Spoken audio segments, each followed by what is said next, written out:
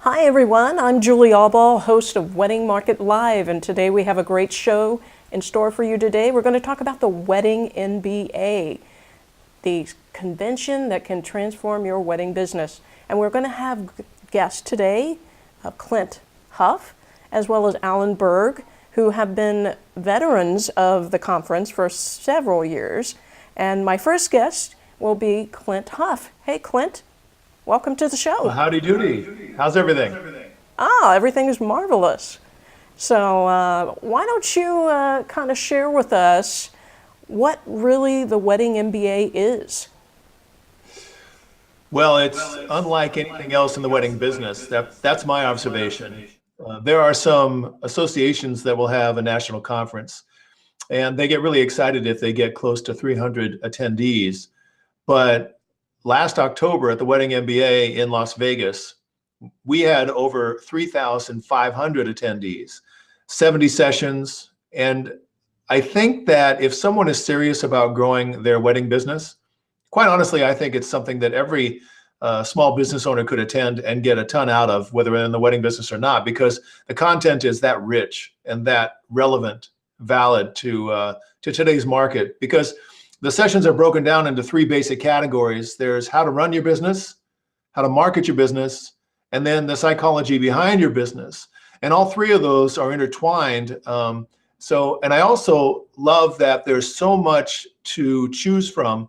And if you have more people on your staff, or you have a number of people that are working with your business and you're going to bring them along with, which is easy to do because it's so reasonable, the pricing is so reasonable, then you can bounce around to different sessions depending upon what's relevant to you. And they also, based on the attendee feedback, they created breakout sessions for each vendor category. So people that run venues will all be together, florists will all be together, DJs, etc.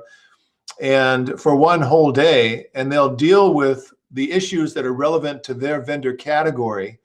And it's the feedback we got last year was incredible, and we did it for only a half a day. So I think now we're going to have it for a full day, and it's going to be really dynamic. And then we move into the general kind of conference where we deal with business specifically in a general area. And the speakers are fantastic. They're the best of the best at what they do. And I keep mentioning attendee feedback. They get new speakers depending upon what the attendees are asking for.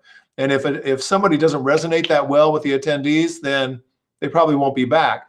But if somebody finds somebody out in the marketplace that has relevant information that can really be dynamic to the wedding industry, whether it be a corporation or a solopreneur, then they're going to bring that person in and let them share their knowledge. And it's just incredible. And we expect it to keep growing.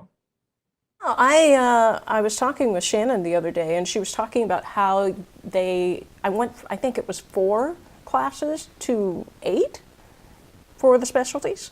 Like they doubled it for the coming year.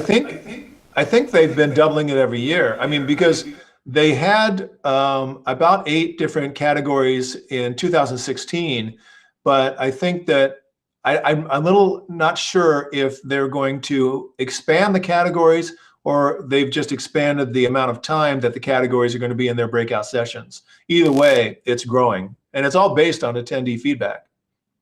If I remember, I think there's like 150 different sessions, which is absolutely amazing to think about. That's crazy. Yeah. Over a 3-day period. And that doesn't count the after parties.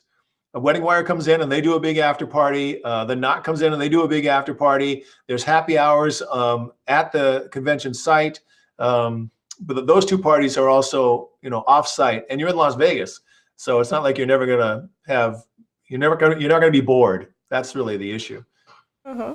You got to be careful though, you got to be patient. Uh-huh. Now you're also presenting this year. What will you be presenting about? I'm really excited about this year's topic. It's content marketing. And we've seen this the wave is coming, or maybe it's already been here, but a lot of people get nervous around new technology, or they say to themselves, I don't like public speaking. I don't like looking into a camera. I just don't know what to do. And what I like about this subject is the diversity, and it has to be relevant to each person and their business. And so we're going to explore all of that. We're going to explore the options that are available in terms of content marketing and what's relevant to your business. And we're going to all break it down to the best we can within a 45-minute period. Mm-hmm. Now, you're also host of the Wedding MBA, the Wedding MBA podcast. And Yes. And how many years have you been doing that? We've actually, we're coming up on our 1-year anniversary. I approached Shannon and Will about 14 months ago. They had this huge bridal show in Phoenix. It was the biggest, I think they've sold it, but it was the biggest bridal show in the entire country, something to behold. And while I was there, I said, you guys need to have content all year round. And here's what I suggest you do. Because I already had a successful podcast, the Wedding Ceremony podcast, which I've done for 3 years. And I said, don't worry about a thing. I'll put everything together. I'll make the podcast happen. I'll get it listed in iTunes and Stitcher, and I'll take care of all the technology and all that kind of stuff. All I want is for you to give me access to the speakers that take the stages at the Wedding MBA. And let me just talk to them for about 25 minutes to a half an hour. And we've been doing that for a year. We do it once a week. We've had a little lull over the last month as we're trying to get ramped up with the new speakers that are coming in this year. And it's been fantastic. And the feedback we've gotten has been spectacular because these are really smart people. I mean, brilliant people. And to be able to ask them questions, listen to their expertise, and it's everything. It's all across the board that you would connect to a business. There's marketing, there's social media, there's disc jockey companies, and well, Alan, who's going to be following me in your interview session today, I interviewed him and I learned so much in 20 minutes. My tan got tired from taking notes. It was just amazing. And that's the way it's been. And all of those episodes are archived in iTunes and Stitcher. If you search for Wedding MBA podcast, you can pick and choose which speaker you want to listen to, and then you can reach out. They're all really accessible. They all give you contact information if you want to reach out to them before this year's conference. And it's just been spectacular. Now, what are some of the speakers, new speakers, I guess I should say, what kind of topics will they be discussing? Well, it kind of depends. Sometimes it's a topic that we visited in the past. Kira Hug is an expert at branding, and it's amazing what she's been able to do with her website. That's KIRAHUG.com. And what I like is that the proof is in the pudding. Everybody that we've interviewed, when they give their website, if you go to that website, they are walking the walk after talking the talk. And it's one of the best, what I've heard is that knowledge is when you learn from your own mistakes, but wisdom is when you learn from other people's mistakes. And so you can go to these people's website and you can see how they've already kind of tried and failed, had different iterations. And the result is beautiful websites, excellent marketing materials. Sarah Ancamo is brand new. Jennifer Trotter is brand new. They deal with branding and style and marketing, and it's just brilliant. I'm very excited about the new blood that's going to be coming in at this year's conference. Yeah. Well, during the week when you're in Vegas, what do you do when you're in town? What does your schedule usually look like? To give an example so that you'll sleep. Listen, I'm the kind of guy that when it's all done, so am I. Oh, well, why don't we... I used to be in the nightclub business. I used to be a disc jockey in the nightclub business for 15 years. And so it would be common for me for 5 days a week to get home around, 2:30 or 2:45. And then I was out. But on the days off, usually I was playing some kind of sports or whatever, but around 10 o'clock, I was out. That's just my body clock. So there's so much that has to be done during the conference. And I'm now also kind of helping with some Master of Ceremonies work on the big stage. And then also speaking and organizing one of the breakout sessions. So I would rather kind of conserve my energy. That's my thing. But I mean, there are some people who are amazing, who will go to all the after parties and close down the place. And then they're up bright and early for the first session the very next day. That's for other people much more hardy than I. Yeah. Well, what advice do you have for people that might attend the Wedding MBA for the first time? Buy your tickets right now. Buy your tickets right now because they get more expensive the closer you get to the conference. And you can go to weddingmba.com and there's a little button that says purchase your tickets. Buy them now. They'll never be more affordable. But the best part about this is those tickets are user friendly. I mean, extremely user friendly. First of all, let's say you buy a ticket at today's prices, right? And then you realize as we get to the conference, which is the first week of October, that you can't go. Well, then you can hand that ticket to somebody else. Just like that. They're transferable. Let's say that you want to give somebody a gift. Maybe you have some sort of a raffle or a contest or something connected to your business. Or maybe you have a mentor or somebody that you're mentoring or somebody that you just want to reward them for business that you've done together. Well, you can buy a ticket right now to the Wedding MBA conference. And when it says, who is this for? You can say to be determined. And then you can give it to that other person as a gift. Now, wait, it gets even better. Let's say that you realize that this year you cannot go, but you know definitely you're going to be able to go in 2018. The tickets will roll over.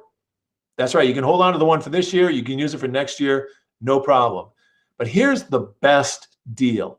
You buy it at today's prices. We know that you can give that ticket to somebody else. Then buy more than you need at today's prices. Because as we get closer to the conference, the word spreads and people are last minute trying to find a ticket to get into this thing because it's so powerful. And you can put out, however you want to distribute the news, that you've got some tickets and you can sell them a little bit less than the market value at that time, but still way more than what you paid for it today. And you can make yourself a little money. That's my deal. Buy the tickets right now. Now, I mean, for anyone that hasn't been to Vegas, I mean, hotels have amazing deals and prices compared to a lot of other cities. So I don't know what you have done in the past, Clint, but I think there's a lot of good deals for people to get hotels and so forth. There is crazy deals. It's crazy. I use Hotwire, Hotwire, hotwire.com. And I have found hotel rooms within walking distance of the conference for less than $30 a night. Hotwire. I'm a total devotee of hotwire.com. And there's also lots of public transportation as well. So I was going to ask you about that, about what the transportation. Now, you know, a lot of times I have equipment when I come into town because I do live broadcasting at the Wedding MBA, and I will be doing live broadcasting this year as well. So I usually rent a car, but for others, they wouldn't necessarily have to rent a car.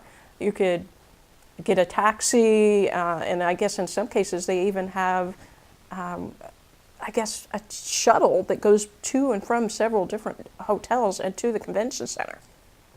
They actually have a monorail. Yeah, they have a monorail that goes between 4 major hotels, the MGM and I think the Hilton. I'm not really sure which other ones, but they have a monorail that does that.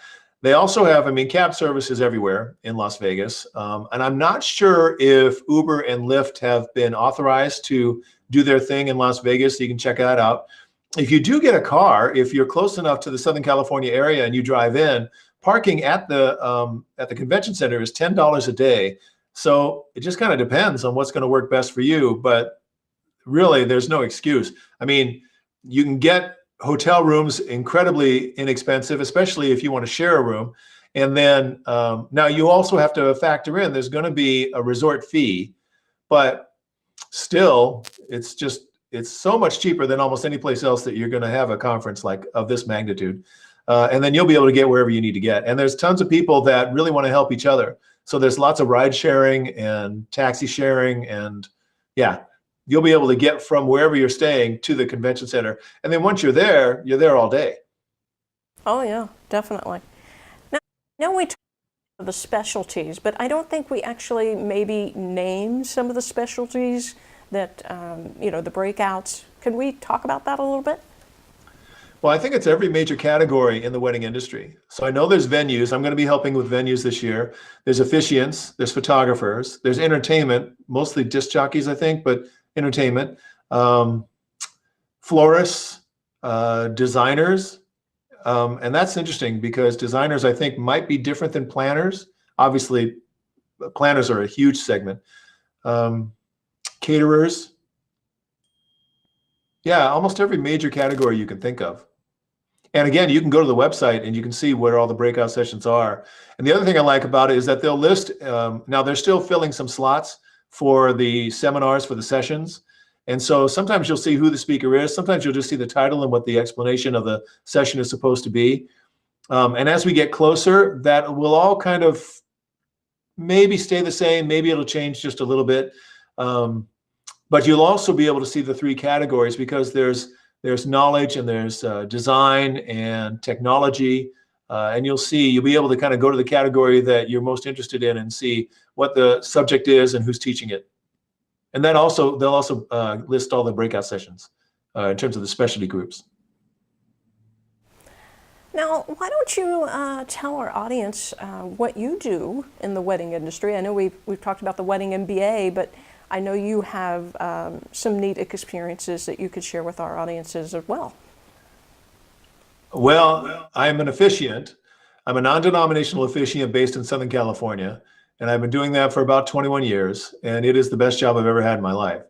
I have spoken at different associations in regards to business and the wedding industry, and I've mentored some people, but the best job is for me to be able to officiate a wedding ceremony. And I've lost count of how many I've done. But one of the really cool things that I've been blessed with is I've done some kind of high profile weddings. The Bachelor, Bachelorette, the very first season of The Bachelorette, Trista married Ryan, and I got to officiate that ceremony. And then other things followed. Yeah, I've been really blessed. And we're in Southern California, so there's a certain level of celebrity out here, and every now and then something comes along. But the day-to-day, well, not day-to-day, but the week-to-week nuts and bolts are just people that have fallen in love. And a lot of times they come from different backgrounds, and to be able to help them combine who they are, because I think a wedding ceremony is only three things. It's the commitments between the two people, obviously, but it's who they are as individuals, which I think is the most important thing, because that's who they fell in love with, but that's also who they're offering to this person, is who they are. And then it's what they think their marriage is going to be going forward. And because people now can fall in love from all over the world, the backgrounds are incredibly diverse, and it is awesome to be able to help them kind of express who they are as individuals and couples, maybe honor their family, their heritage.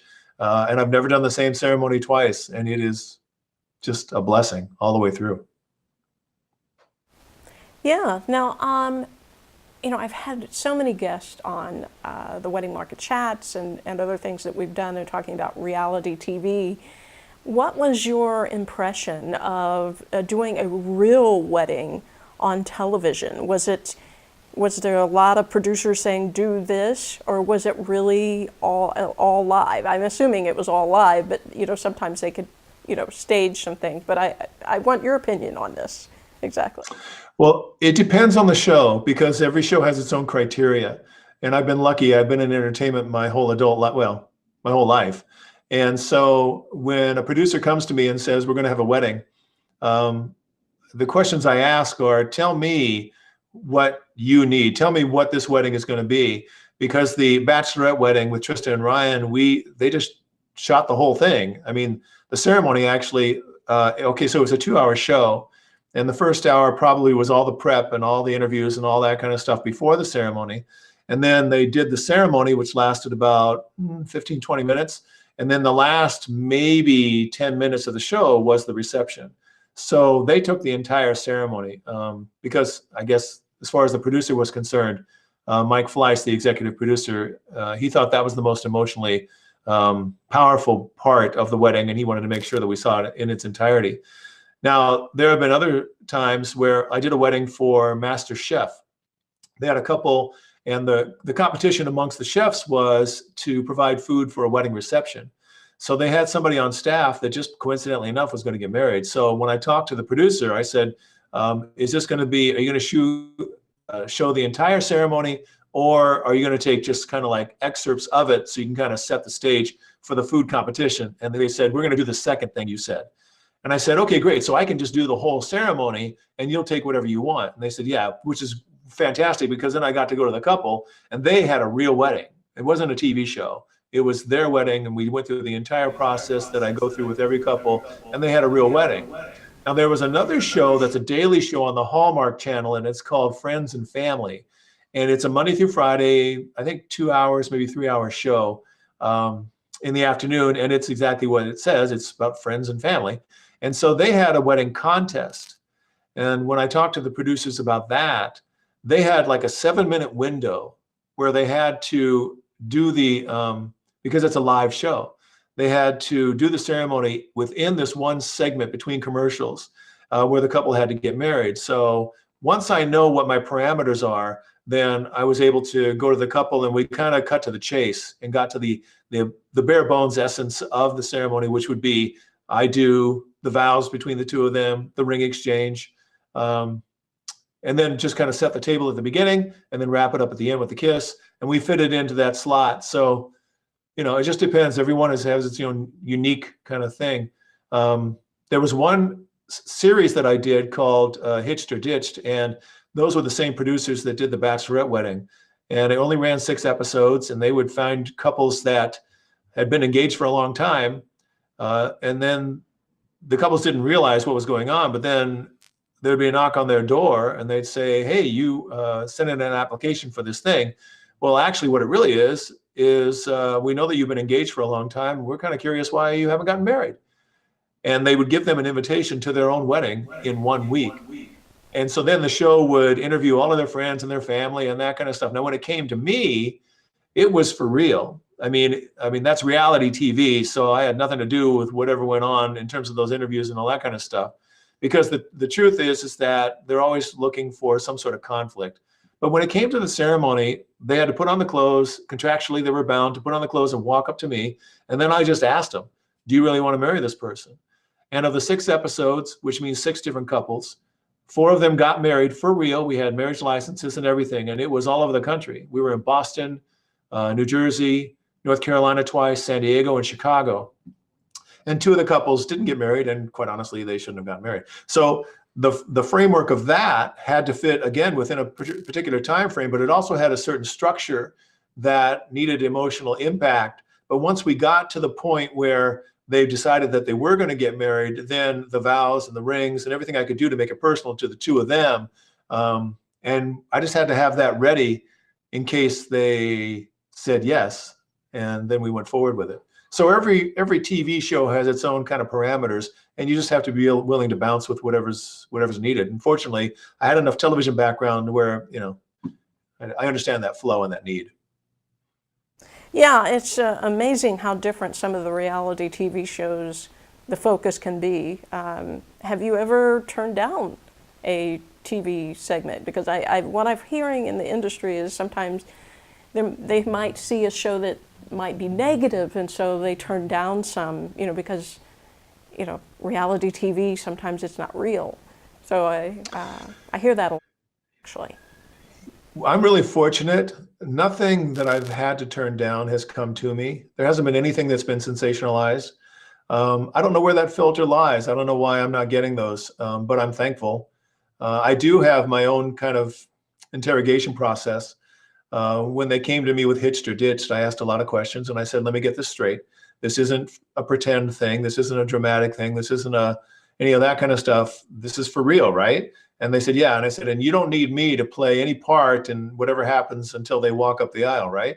Right. And so, in fact, the first wedding that we did, I went to the couple before, which is what I do with every other couple, that's not being on TV, and just check in with them, make sure they're cool, understand what's about to happen. And we did it, and it worked out fine. Then there was a bit of a break before we went to the next city to do the next couple, and the producer came up to me on the day of the wedding, before the ceremony, and said, I need a favor. And I said, what? They said, we don't want you to go talk to the couple. And I said, okay, but why? They said, because you're too calming. We need them to be kind of, on edge, just because that emotional content adds to the I guess, the enticement for the audience. So it really was kind of walking into, let's see what happens, that sort of scenario. But anytime anybody had any kind of a scent of impropriety or stupidity, I didn't have to worry about that. Yeah. Well, I think, did you have any closing thoughts? We're going to move on to Alan here in a few minutes, but do you have any closing thoughts that you want to give about the Wedding MBA or Well, I anything have three else? thoughts. Number one, Julie, you're spectacular, and just keep doing what you do because you've helped a lot of people.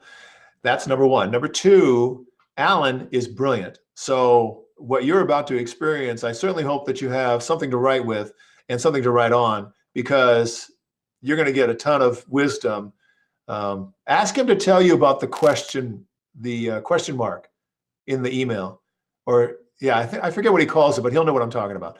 And then the third thing I'd like to suggest is get your tickets to the Wedding MBA and do it right now. It's never going to be more affordable, and I guarantee you're going to walk away with at least 3 things that if you put them into action, they'll transform your business. All right, Clint. Well, thank you so much for coming on today, and we'll be with Alan Berg here in just a few minutes.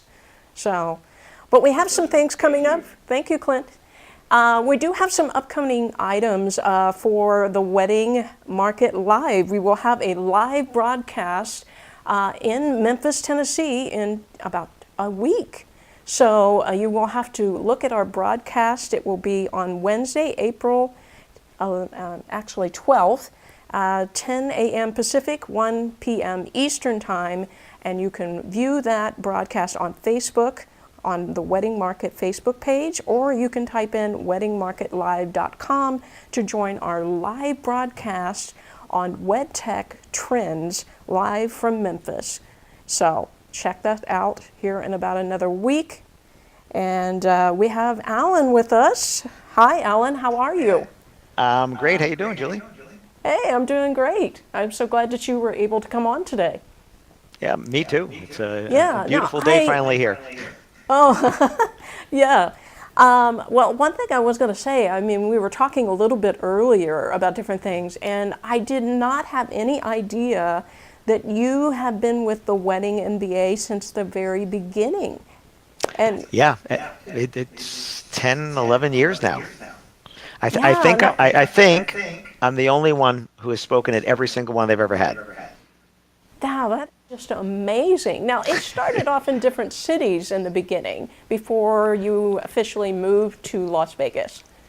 Right, because the people that promote it are from the Phoenix area, so they do, at the time, they had the largest bridal show in the country, and what they did is they figured the vendors were already there, so let's give them something. So they did their bridal show, and then they had a couple of days for the vendors. So we did 2 years in Phoenix, and then they moved it on to Las Vegas, and it went from the first conference about 450 people. The second one in Phoenix was 600 something. Then we went to Vegas, was 900, 1100, 13, 15, and now it's well over 2,000 people. Really amazing. Now you will also be presenting again this year. What will you be presenting this year?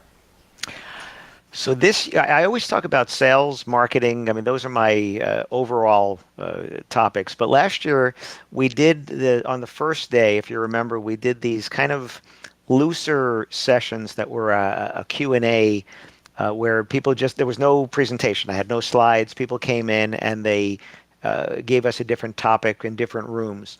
And they asked me to do conflict resolution. And I remember when they first asked me to do that, I was thinking, well, who wants to hear about conflict resolution? And they ended up, I think, having 3 of us do them back to back. And I ended up with a standing room only room with more questions than we could possibly answer in that time. And it got rated one of the highest sessions at the conference, which was kind of funny because I had no slides. I had no preparation. I just literally stood in front of the room and answered people's questions. So this year they've asked me to do a presentation specifically about that, talking about conflict resolution.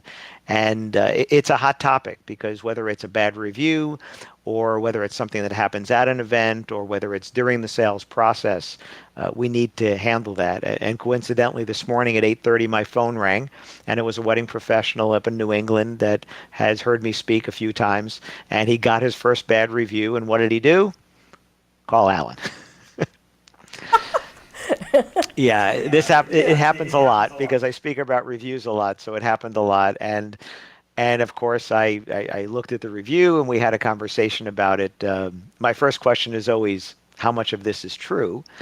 Because I want to know how I'm answering here. Am I helping you defend against something that may not even be you? And that's happened with similar company names. Or I get this from people. I either get, hey, I don't know who these people are. They're, whatever. Or I get, like I did today, well, Now, when you start off with yeah. well, that's a whole different answer. Really feel with the reviews, I mean, there are always going to be some fake reviews out there. I mean, I just think that's just how it is. And the only way to really combat that is just to make sure you have plenty of good reviews from customers that you know. Right. Right. Well, the best way to handle a negative review, if it's I'm going to say legitimate, meaning it was your customer, as opposed to it wasn't your customer at all. That's a whole different scenario. But if it is your customer, the best way to combat that is with a lot of good reviews. And in the case of this person, it happened on one of the websites where he had 13 reviews. So now 12 of them are 5-star and one of them is 1. And I said, I'm glad they gave you 1 and not 3. And he said, why? I said, because who's going to believe a 1 when you have 13 or 12 wonderful 5-star reviews? They give you a 3, maybe I'll believe them. But they gave him a 1 and they wrote a book. And Julie, I mean, it's like they wrote this book. So when you look at that and you say, am I going to believe that? Am I going to believe this book of a horrible review when everybody else is saying nothing but wonderful things about them? So, I told him, I said, the best way to make it have less of an impact is get some of your customers to post some really good reviews, because everyone just pushes it further down. Because in this particular site, the most recent one's at the top. So you get another good one, another good one, another good one. It'll move them down and it'll have less of an impact. Right. Well, what are some of your favorite memories of the Wedding MBA since you've been a part of it during the whole duration? Wow, my favorite memories. I love doing the keynote speeches when I'm on the big stage and, you have 700, 800, 1,000, 12, 1,500 people in the room. That's always wonderful. But, walking into a room like I did for a WED talk, which are the short talks that they do. I remember the first year we did those. And I don't think people that came all understood that there were going to be these short talks, these 10-minute, 15-minute talks. That first year, they were 10 minutes. And I went up and I was in the big room on the big stage, the Cottonwood room, just like that right there. And I went up and I did my 10-minute talk. And when I finished my 10-minute talk, I got off the stage because I'm a professional speaker. Unlike most people that speak at not just Wedding MBA, but most of the conferences in our industry, this is my job. I am a speaker, consultant, author. This is what I do now, what I've been doing independently for the past 6 years. And I keep on time. They never have to worry about me with anything like that. And I did my 10 minutes and I did my virtual mic drop. Never, ever drop a real microphone. I did my virtual mic drop. And I walked off the stage, and some people didn't realize it was a 10-minute talk, thought it was another 45-minute talk. And they're sitting in the room looking at the stage going, what just happened? Where did Alan go? Where's the rest of this? Now that's funny. That was kind of funny because like, hello? What advice do you have for wedding pros that maybe haven't attended the Wedding MBA before? I guess that would be my... Yeah, well, I always tell people it's a fantastic conference because it's near and dear to my heart, because it's about the business of weddings and events. And the difference that is from other conferences, even though I speak at many other conferences in the industry, a lot of those conferences have things about the technical skills. So if it was a videography conference, it's about how to shoot, how to edit, and so forth. If it's a DJ one, it's how to do DJ skills, how mic skills, and announcements, and all equipment and stuff like that. But when you go to Wedding MBA, it's about the business of it. I mean, the name itself is for those who don't know, it's the Wedding Merchant Business Academy. So it's about how to have a better business. And the people that come out in October, and I know it's wedding season. I know a lot of people say, oh gosh, it's wedding season. You know what? There's always weddings going on. There's always business going on. There's always going to be something. The people that come out are showing their interest in growing their businesses in some way. And everybody has a different goal. Some want to do more events. Some want to charge more. Some want to profit more. Some want to expand into another city or another service or whatever. But the people that come are very, very interested because it's not, hey, I got in my car and I drove an hour and I'm there. You know, that might be the people in the Vegas area, but most people are flying in from somewhere and showing a real interest in the business end of their business. And because the barrier to entry in our industry is so low for people to start a wedding-related business, I think the people that understand that this is a different skill. I remember I did a mastermind day in the UK last year, and it was 10 DJs and me for the day. And at the end of the day, one of the DJs said to me, so Alan, how long have you been a DJ? And I said, I've never been a DJ. And he said, well, what do you mean? You understand my business better than I do. I said, yeah, I do, but I'm not a DJ. I understand your business better than you do, and possibly better than you ever will, because I've worked with more DJs and more DJ businesses than you ever will. But I can't be a DJ, and it's a different skill. You know, getting behind the DJ console, making the dance floor get full and stay full is a whole different skill. And you and I could talk about your video business is a whole different thing than talking about if it's a 3-chip CCD, HD, 1080p, whatever. You know, that happens after you make the sale. I get you to the point of making the sale and serving the customer, and then that's it, like Vegas, right? I'm out. Yeah. Now, for those that are joining us, you can submit questions through the Facebook page, and we will have Alan as well as Clint answering your questions live and texting you live on the Facebook page for Wedding Market. So that'll be going on right now. But Alan, why don't you give us some closing thoughts that you might have about the Wedding MBA? Anything else? Yeah. So Wedding MBA is a very, very packed time, and Vegas is a big distraction. So my suggestion is take a look at the schedule ahead of time. Of course, there can be changes, but take a look at the schedule ahead of time. If you're coming with more than one person, you might want to divide and conquer when there are more than one session going on. But pick out the sessions that you think will have the best effect for you. And even though I'm a speaker and nobody likes anybody to walk out of a room, if you walk into a room and 5 minutes in, 10 minutes in, it's not what you're looking for, and there's something else going on, feel free to go and check that out. But try to come away with a couple of things. And one is ideas you can use in your business right away to help you achieve whatever your goal is. And two, as much as it's a draw, try to meet new people instead of just hanging around with the people that you already know. One of the best things about this is what's missing from, unfortunately, what we're doing right now. I mean, Julie, you and I love to hang out and talk, but we're doing this virtually. Once we're done and we hang up, we're done. We're not going to the restaurant. We're not going to the bar. We're not going to the parties. So make it a point to try to meet new people, network, because you can have honest conversations with someone who's in your same industry but in a different market about your business. Somebody that you can call up and say, hey, let me ask you a question, and it's not going to be a competitor per se. And that's one of the best things about these live events for me, is what happens outside of the event. Outside of sitting in a chair and watching someone on stage, is take the time to meet somebody new. When I go to my National Speakers Association conference, there's always a big, a banquet one of the nights, and they ask, who do you want to be seated with? And I always tell them, whoever you put me with. And they say, well, don't you want to be with people you know? And I said, no. I want to be with people I don't know so I can expand my network and expand with other people. And that's one of the best things about these live events, is that you're doing that.